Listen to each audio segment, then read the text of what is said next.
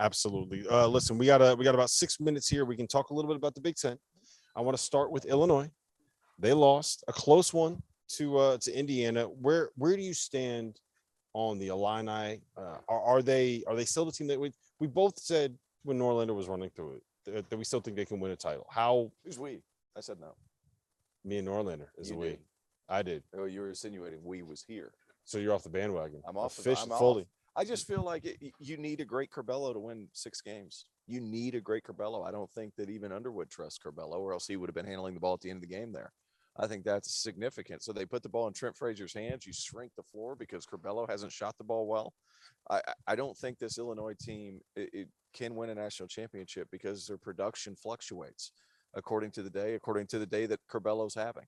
So I think that's a big problem moving forward. And 1 out of 6 games, you got to be great for 6 games. I'm not sure Illinois can be great for 6 games. I think what we continue to learn is that out of the Big Ten, Wisconsin is best equipped to go the furthest in the NCAA tournament. At least that's the opinion of me. Wisconsin? Yeah. I think it's Illinois. I don't think so. I'm out on them. I'm out on them in general because I'm with you on Curbelo. As good as he is, it's a two-edged sword. It's a double-edged sword at times, and that would be summed up with Illinois' record overall, with him, without him. I don't have it in front of me, but I know it's about to come because you have it and you tweeted it out. Here's the thing. The Fighting Illini are a frenetic team. They're a team that could go on a deep run, but I have trust problems with them. And Loyola Chicago's win over them probably has something to do with that last year. I still remember that. Defensively, at times, they have lapses, and they're a team that the supporting cast kind of comes and goes. So I don't know what to fully make of them. Purdue, they do not defend. So the reason why I say Wisconsin is I know a couple things. I know they have an All-American, maybe the best player in the country. I know that they do defend and rebound. And I know that supporting cast, Chucky Hepburn, Tyler Wall, have gotten better. Wisconsin's not pretty. Illinois is prettier than Wisconsin. But I'm still on the Badgers train. Here's the stat that I referenced. Illinois is 3-6 when Andre Curbelo plays 20-plus minutes.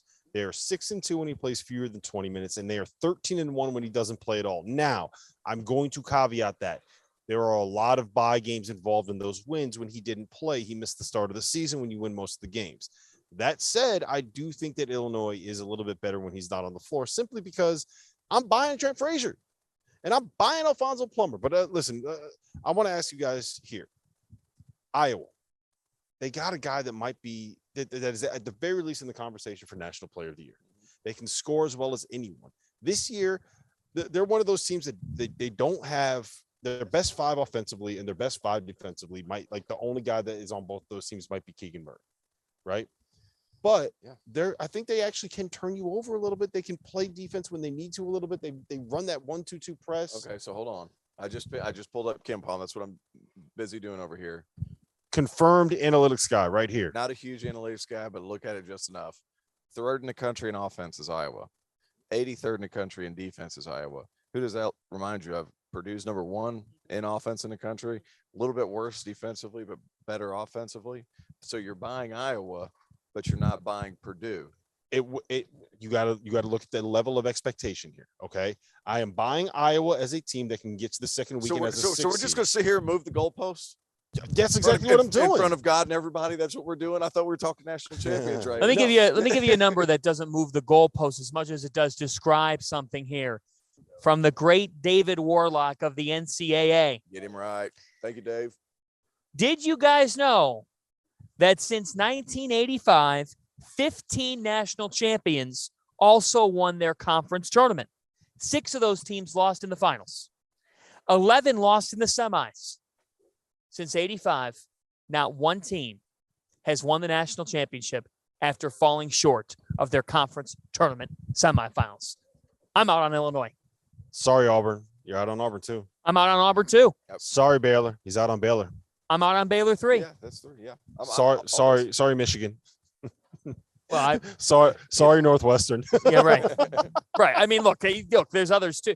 Look, it's one of those things where, look, when you get to this point of the year and Illinois is playing Indiana, who I think Indiana has defined inconsistency for the most part this year. Today they fought, and one thing you got to tip your cap to Mike Woodson. He's gotten this team playing hard in key spots and areas, and they could win the semifinals tomorrow. They could. You got to give him a lot of credit Yeah. for what he's done with that team and that program and getting him playing right at the right time. They've landed a couple of big wins in a row. Mike Woodson, he's done a really good job. T.O., you got 10 seconds here.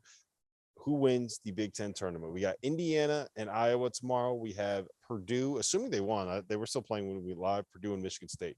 Who wins the Big Ten tournament? Purdue, because it's not being played in East Lansing. Give me Purdue over both of those, whoever the hell they play next. Yeah, I don't hate that. I think that might be something that can actually happen. But